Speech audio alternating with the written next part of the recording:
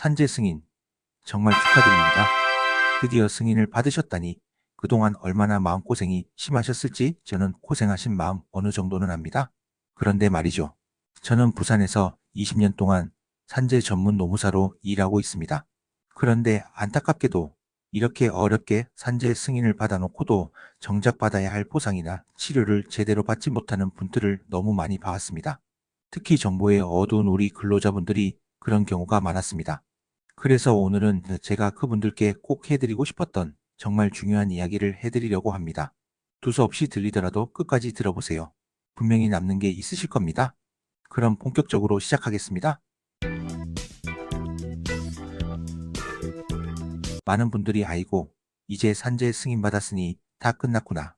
회사나 근로복지공단에서 알아서 다 챙겨주겠지 하고 생각하세요. 정말 많이들 그렇게 생각하시죠? 그런데 말입니다. 사실은 그렇지 않습니다. 아닙니다. 오히려 지금부터가 진짜 시작이라고 할 수 있어요. 이건 너무 중요한 이야기니까요. 정신 바짝 차리고 들어주시면 좋겠습니다. 에이, 설마 내 일이겠어? 하고 넘기시면 절대 안 됩니다.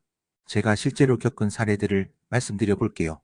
수백만 원짜리 병원비를 결국 자기 돈으로 다 내버린 분도 계시고, 휴업급여 더 청구 시기를 놓쳐서 몇 달치 월급을 그냥 날려버린 분도 있습니다. 심지어 서류 한 장이 빠진 걸 몰라서 치료가 중간에 뚝 끊겨버린 분도 있었어요. 너무 안타깝죠? 대체 왜 이런 황당한 일들이 생길까요? 그건 바로 산재는 신청주의이기 때문입니다. 근로복지공단이 여러분의 상황을 알아서 다 챙겨주지 않습니다. 여러분 본인이 직접 꼼꼼하게 청구하고 제대로 들어갔는지 확인하고 끝까지 관리해야만 받을 수 있는 시스템인 거죠. 하지만 걱정 마세요. 제가 오늘 알려드리는 딱 3가지만 정신 바짝 차리고 기억하시면 여러분의 당연한 권리 단 한 푼도 놓치지 않고 다 찾아갈 수 있습니다. 첫째, 바로 내가 낸 병원비 돌려받기, 즉 요양비 청구입니다. 산재 승인되기 전에 급해서 여러분 돈으로 먼저 병원비를 낸 경우가 있을 거예요. 그거 당연히 돌려받을 수 있습니다. 하지만 가만히 있으면 공단에서 알아서 주지 않습니다. 한 푼도 못 받아요. 그럼 요양비는 어떻게 청구해야 하는지 알려드릴게요. 먼저 첫 번째 단계, 그동안 다니셨던 모든 병원에서 영수증과 진료비 세분의 역서를 꼼꼼하게 받으세요. 그리고 두 번째, 요양비 청구서라는 서류를 써서 근로복지공단에 팩스나 우편으로 보내면 됩니다. 참 쉽죠? 그런데 여기서 한 가지 주의할 점이 있어요. 이게 심사에 몇 달씩 걸릴 수도 있거든요. 그러니까 서류는 병원별로 잘 정리해서 한 번에 제출하는 게 나중에 시간도 아끼고 훨씬 편하실 겁니다. 자, 이제 두 번째, 일 못한 기간 보상받기, 바로 휴업급여 청구입니다. 다쳐서 쉬는 동안 월급이 끊기면 너무 힘들잖아요? 산재로 요양하는 동안 일 못한 기간에 대해서는 여러분의 평균 임금 70%를 원칙적으로 받을 수 있어요.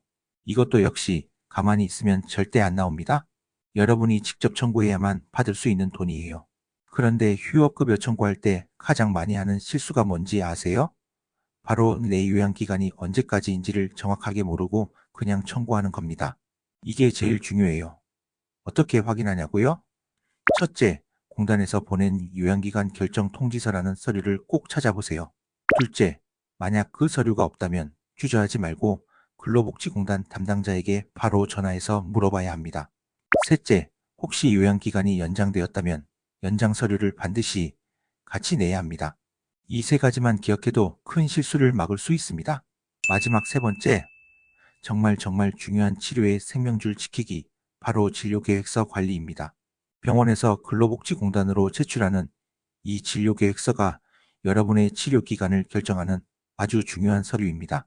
이게 제대로 관리되지 않아서 끊기면 여러분의 모든 치료와 보상이 싹 다 끊겨버립니다. 상상도 하기 싫은 정말 무서운 일이죠. 이것도 자동으로 알아서 되는 게 절대 아닙니다. 만약 병원에서 깜빡하고 서류를 안 보내거나 서류가 중간에 없어져 버리면 어떻게 될까요? 여러분의 요양기간이 그냥 끝나버리는 겁니다. 그러면 치료비도 지금까지 받던 휴업급여도 바로 중단돼 버려요. 정말 큰일 나겠죠? 해결책은 아주 간단합니다. 치료받는 병원에 직접 물어보세요. 제 진료계획서 근로복지공단에 잘 제출됐습니까?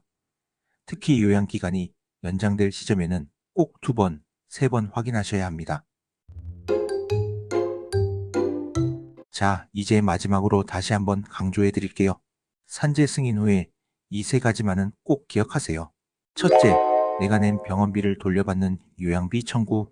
둘째, 일 못한 기간을 보상받는 휴업급여 청구인데 이때는 내 요양기간을 먼저 확인하는 게 중요합니다. 그리고 셋째, 치료가 끊기지 않도록 진료계획서 관리를 철저히 해주셔야 합니다. 산재보험은 정말 좋은 제도입니다. 하지만 아는 사람, 그리고 스스로 챙기는 사람의 몫이라는 것을 꼭 명심해야 합니다. 오늘 제가 알려드린 이 세 가지를 꼭 기억하셔서 어렵게 인정받은 여러분의 소중하고 당연한 권리를 단 하나도 놓치지 마십시오. 만약 혼자 하기 너무 어렵다 싶으면 저처럼 산재 전문 노무사의 도움을 받는 것도 좋은 방법입니다. 그리고 가슴에 손을 대고 영상이 조금이라도 도움이 되었다 생각드시면 구독과 좋아요로 저를 응원해주세요.